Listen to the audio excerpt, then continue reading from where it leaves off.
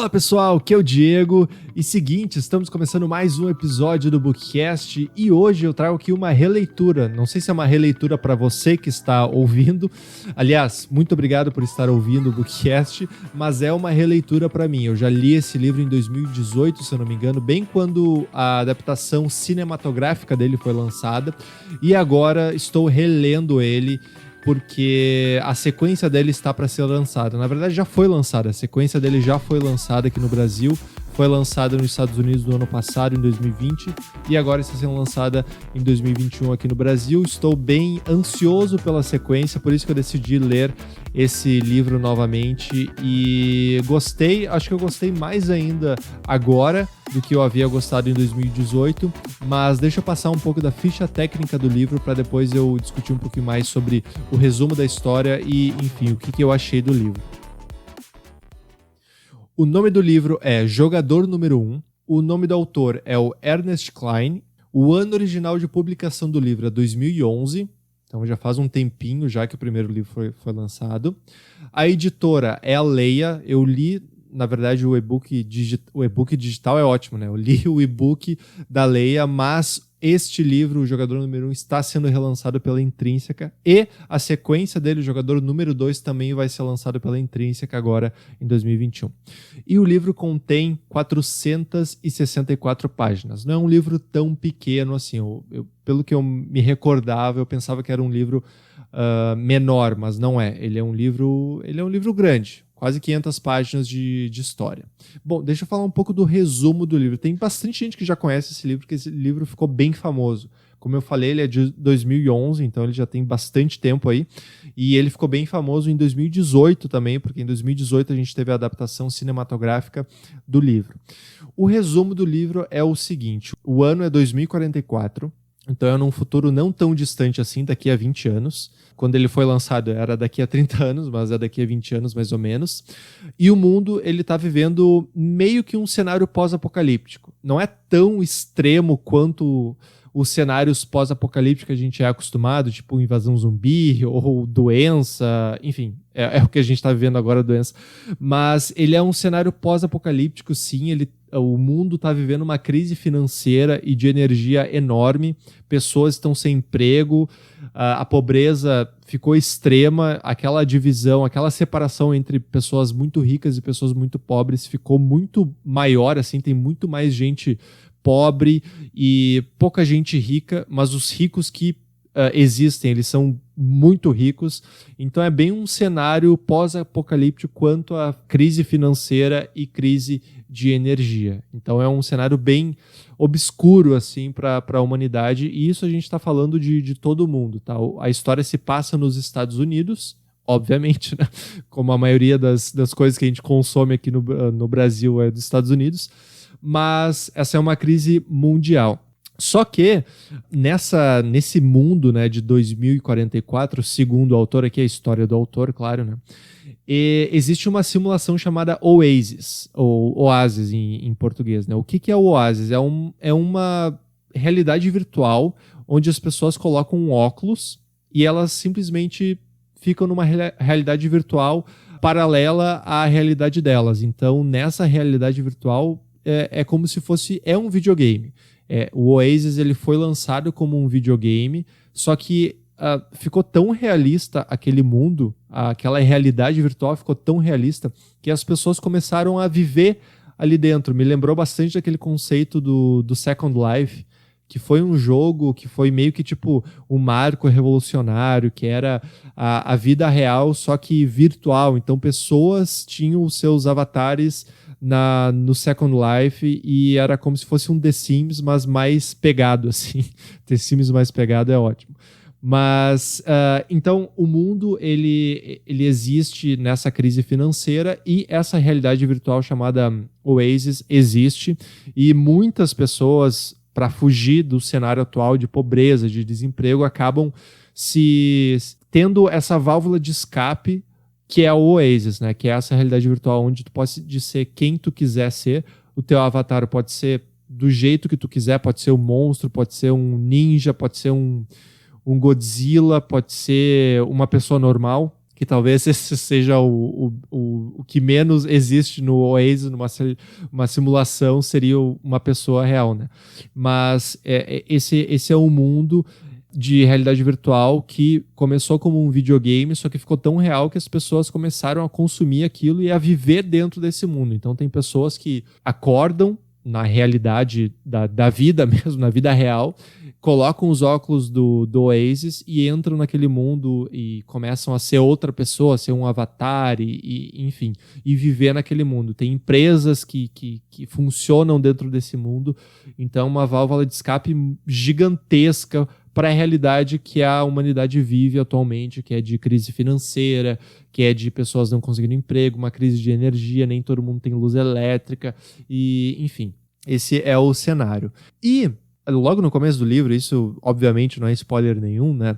O criador dessa ferramenta, Oasis, ele morre. Ele acaba tendo, não sei que tipo de doença ele tem, acho que é um câncer, alguma coisa assim, e ele morre. Só que ele tem uma fortuna tão grande, porque imagina, ele criou essa realidade virtual, ele ficou trilionário, ele ficou muito rico, ele e mais um outro parceiro dele, que também aparece no livro, e ele, antes de morrer, ele faz um testamento, porque ele é muito sozinho. Esse cara que criou o James Halliday, que criou o Oasis, ele é muito sozinho, muito nerd. Eu não tô falando nerd de uma forma pejorativa, porque eu sou nerd, mas enfim, é uma pessoa muito reclusa, assim, muito inteligente, muito amigo dos computadores e acabou não desenvolvendo nenhuma relação durante a vida dele, a não ser, ele ele colocou a vida dele para a criação de jogos de videogame, que ele curtia muito jogos de videogame, e mais precisamente a criação do Oasis. Então ele criou essa simulação e não tendo ninguém para herdar isso, né? Nenhum filho, nenhuma esposa, nem nada, nenhuma família, ele decidiu, antes de morrer, fazer um testamento e colocar um desafio de easter egg dentro do jogo. E para quem não gosta muito de videogame, não é muito da praia de videogame, easter egg é o quê? É uma coisa que geralmente os criadores colocam dentro do jogo para que o jogador descubra. E no contexto de videogame não é uma coisa tão, tipo, meu Deus do céu, que descoberta gigantesca. O easter egg, geralmente, no mundo dos games, é um detalhezinho que tu vê ali, que tu fala, que legal isso que os criadores colocaram aqui. Só que o James Halliday, ele faz uma busca ao easter egg gigantesca dentro do Oasis, e quem conseguir encontrar o easter egg, que é o ovo, né? Easter egg é ovo de Páscoa em inglês. Quem conseguir encontrar este ovo herda toda a fortuna do James Halliday e também fica dono do Oasis, dessa simulação chamada Oasis. Então esse é o mote, a estrutura da história. Para que o jogador, e qualquer jogador pode participar dessa caçada ao ovo, né? Os caça-ovos que são chamados dentro do livro. Para o jogador participar enfim, da busca do ovo, ele tem que coletar 3 chaves. Tem que coletar a chave de cobre, a chave de jade e a chave de cristal. Ao coletar essas 3 chaves, cada chave abre um portão e cada portão tem um desafio. Então, as chaves não estão simplesmente colocadas ali a esmo na simulação. A pessoa realmente tem que encontrar a chave e tem que entrar num portão e vencer o desafio que está naquele determinado portão para avançar para o próximo estágio.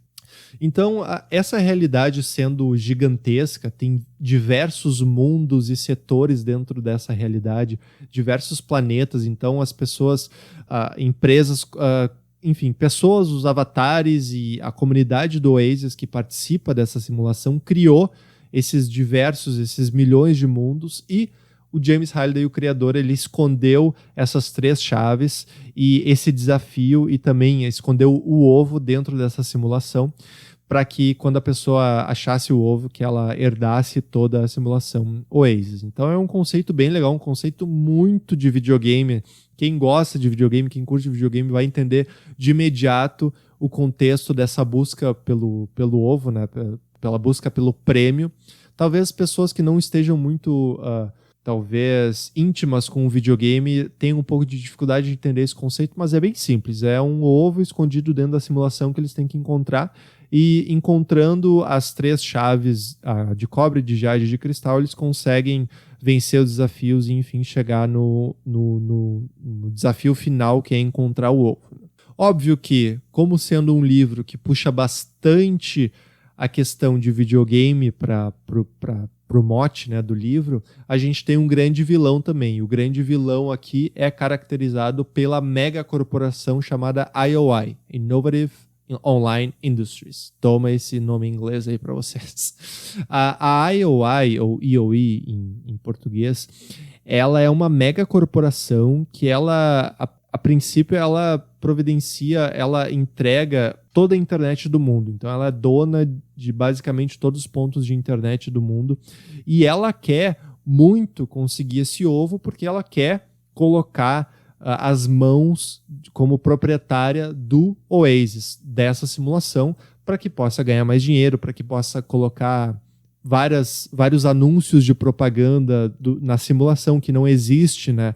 Na simulação original do Oasis não existe propaganda, mas a IOI quer coletar esse ovo e, enfim, ser dona, bem pensamento megalomaníaco mesmo, ser dona dessa simulação para começar a cobrar, porque outro detalhe bem importante, essa simulação não é cobrada, tu só compra o console, claro, mas tu não paga uma taxa para ter o teu avatar lá dentro. Tu pode gastar dinheiro comprando roupas de avatar e armas e poções e tal, mas o acesso à ferramenta é livre. Tanto é que essa ferramenta Oasis ela se desenvolveu tanto que alunos do sistema público e privado têm a opção de ter aula somente dentro do Oasis. Então não precisa mais fisicamente ir a uma escola. Tem um planeta dentro do Oasis chamado Ludus, e nesse planeta as aulas acontecem. Claro, as aulas dentro desse planeta são muito mais interessantes porque o professor pode mostrar o Egito, como era o Egito no passado, ali para o aluno que está vendo aquilo, porque é uma simulação. Mas a simulação avançou tanto a ponto de poder ser utilizada como uma ferramenta educacional. Além do visor, é interessante falar também, tem as luvas. Então o console é composto pelo visor, tu coloca nos olhos aqui na cabeça, então tu entra dentro da simulação por isso, mas tu tem também as luvas que fazem com que os teus movimentos de braço e de mão assim sejam refletidos também com os movimentos do avatar. Então na simulação, se tu quer pegar uma pedra, tu pega uma pedra na vida real ali utilizando a luva do console e o teu avatar vai fazer aquilo. Então é bem legal e tem trajes mais caros onde tu bota todo um traje assim e tudo que teu avatar sente, teu avatar toma um soco no peito assim, tu sente aquilo no teu macacão. Se tu compra, claro, a última versão aí, a mais top do console do Oasis. Isso é um sonho de qualquer gamer, eu acho, né? Essa é a realidade ultra realista, não tem outra palavra, esse mundo ultra realista onde o teu personagem, tu sente o que o teu personagem tá enfim, sentindo ali na batalha. Então essa é a estrutura geral da história, e a história é contada da visão do protagonista chamado Wade Watts. Wade Watts, que é o Parzival, o nome do avatar dele. Ele é um menino que ele vive nas pilhas, chamada pilhas, né? Que são nada mais nada menos do que favelas assim de trailers. Começaram a amontoar trailers um em cima do outro por serem moradias mais baratas, e existe esses espaços de pilhas de trailers, um amontoado em cima do outro, onde 10, 20 pessoas vivem num trailer só, tamanha crise que existe no mundo. E a história acompanha, então, Wade Watts, que é o protagonista, e ele gosta muito de videogame, obviamente, e quando esse concurso ele foi lançado, ele meio que dedicou a vida dele para ganhar esse concurso. Então, quando o James Halliday lança esse concurso, o James Halliday ele é muito fã dos anos 80, da TV dos anos 80, ele cresceu nos anos 80, então existe dentro desse concurso várias referências, tem que ter um conhecimento muito grande do que o James Halliday gostava para achar as 3 chaves e achar o easter egg dele. Então, várias pessoas começaram a estudar bastante a vida do James Halliday para entender do que ele gostava e entender se existe algumas pistas do que ele gostava no mundo para que tu possa ir atrás das chaves do easter egg. Então, o protagonista ele começa a estudar bastante sobre a cultura dos anos 80 e mais precisamente os jogos dos anos 80 também. Então, tudo que é tipo de jogo de fliperama ele joga, ele fica experiente naquilo para entender se aquilo é uma dica para achar alguma chave.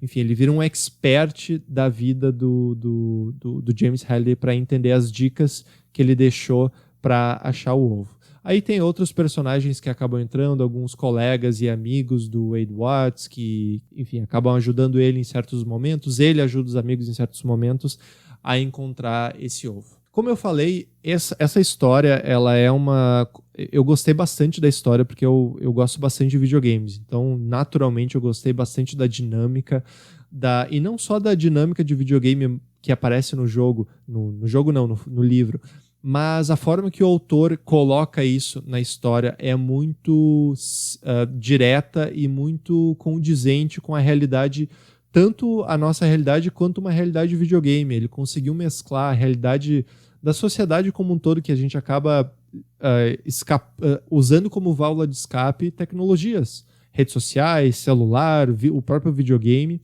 E isso é o extremo aqui numa realidade virtual tão realista, assim, ultra realista. Então ele consegue contar uma história muito interessante com esses conceitos. E a história é tão interessante que chamou a atenção de nada mais nada menos do que Steven Spielberg. O Steven Spielberg, ele... Para quem não conhece o Steven Spielberg, talvez alguém não conheça, muito difícil. O cara é simplesmente um dos maiores diretores de todos os tempos. Nos anos 70, começou lançando Tubarão, que é um dos filmes de terror mais famosos. Anos 70 foi Tubarão, anos 80 lançou vários Indiana Jones, que também é outro clássico. Anos 90 lançou só Jurassic Park, só Jurassic Park 93. Depois lançou a lista de Schindler, que ganhou o Oscar. Enfim, o cara tem vários acertos na vida de diretor dele, e a história chamou muita atenção dele, tanto é que ele adaptou a história para um filme. Então, em 2018, o filme Jogador Número 1 foi lançado. O filme ele conta com a direção do Steven Spielberg e conta também com o roteiro do Ernest Cline, que é o autor desse livro. Então, o filme, para quem viu o filme e não leu o livro, o conceito é o mesmo, como eu falei aqui, meio que um cenário pós-apocalíptico, tem o videogame, tem a simulação, tem a caça ao ovo, só que os desafios são diferentes. Isso que me chamou a atenção no filme. Eu não estou dizendo que é pior do que o livro, mas os desafios do filme são muito mais visuais, é óbvio. Por ser um filme, por ser algo visual, é óbvio que o autor e o Steven Spielberg, e também o outro roteirista, que eu não lembro o nome, eles tiveram que adaptar um pouco para que a história fosse mais interessante visualmente no filme. Ficou muito legal. O filme ficou muito legal mesmo. Acho que não existe uma discussão do que é melhor. Eu não entro muito nessa discussão porque eu acho que não faz sentido, sabe? Eu acho que o filme, baseado em um livro, é meio que uma expansão da história. Não que seja melhor ou pior. Às vezes, o livro ele vai ser mais detalhista, mas isso talvez seja ruim. E o filme conserte em alguns pontos. E aqui eu acho que alguns desafios que o filme coloca são muito mais interessantes do que outros desafios que são colocados no livro. Eu acho que as histórias se complementam muito bem, e o filme... é foda comparar o filme com os filmes que o Steven Spielberg fez, né? É bem difícil. Mas o filme é, sim, muito bom. Claro que não é um clássico, que nem eu falei aqui, Tubarão, Indiana Jones, Jurassic Park, é óbvio que não. Mas ele é um filme muito bom de videogame, e Hollywood tenta toda vez fazer um filme de videogame, e esse não é de um videogame específico, mas é sobre videogame, é sobre a cultura dos anos 80, que não aparece muito no filme, parece mais no livro do que no filme, mas ficou muito bom, o filme ficou muito bom mesmo. E outra coisa que eu já mencionei aqui, existe uma sequência para esse livro, e eu não vou dizer nenhum spoiler, mas para quem já leu o livro, como eu, não estou entendendo muito bem essa sequência, porque a história do primeiro livro, do Jogador Número 1, se encerra muito bem. Eu não vejo para onde é que pode ir depois disso. E aí o autor, enfim, lança no ano passado o Jogador Número 2, eu vou ler o Jogador Número 2, é por isso que eu estou fazendo esse episódio aqui do Jogador Número 1, mas eu quero entender o porquê, se houve a necessidade de fazer um segundo livro. Porque eu achei o universo que o autor colocou nesse primeiro livro muito fechado, assim, muito bem contado e eu fiquei muito satisfeito com o final da história. Mas Jogador Número 2 eu não sei o que esperar. Não sei se ele vai falar de origem, não sei se ele vai continuar a história. A princípio, pelo que eu entendi e pelo que eu já vi algumas pessoas falando, ele continua falando da história parte do final da história do Jogador Número 1, mas eu tô bem ansioso. Já vi críticas positivas e outras negativas, mas sabe como é que é a internet, né? A gente sempre tem que consumir pra gente ter a nossa crítica, porque na internet é impressionante quantas coisas eu vejo na internet das pessoas criticando negativamente, aí eu vou ver o negócio, assistir o filme e tal, e eu me divirto muito. Eu fico pensando, mas a internet é muito chata mesmo. E até eu coloco aqui minha opinião aqui, talvez eu coloque opiniões contrárias aqui ao que você acha sobre os livros que eu trago aqui, e é a mesma coisa, talvez você curta os livros que eu trago aqui, e talvez eu não curta, ou vice-versa. A internet é uma loucura e a gente sempre tem que consumir as coisas para que a gente possa ter a nossa opinião e não pegar a nossa opinião no Twitter ou no Instagram ou nas redes sociais, né? A gente tem que consumir o negócio e ver o que a gente pensa. A gente tem que incentivar o nosso pensamento crítico quanto àquilo, não só multiplicar o que as outras pessoas estão pensando. Isso é bem importante aí. Ficou meio filosófico aqui o final do episódio.